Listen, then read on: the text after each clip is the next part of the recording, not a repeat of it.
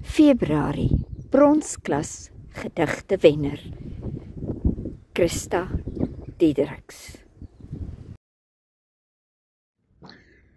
Aquakooi, geskryf deur Christa Diedericks. 'n seegetooi in sonsatijn, gestreep in goue grys aquaplooi, sag gekant en korreltjies fyn, afgerond in wit parelsproei. In goue kroonkrale belyn, sak son sag in sy aquakooi, sy glans versmelt in waterlyn, sonsoentjies in elke plooi. 'n ligte wind bring golfies klein, seepertjies dans in sonse gloei, wiegend in 'n aquarefrein in die eb en vloed vloei.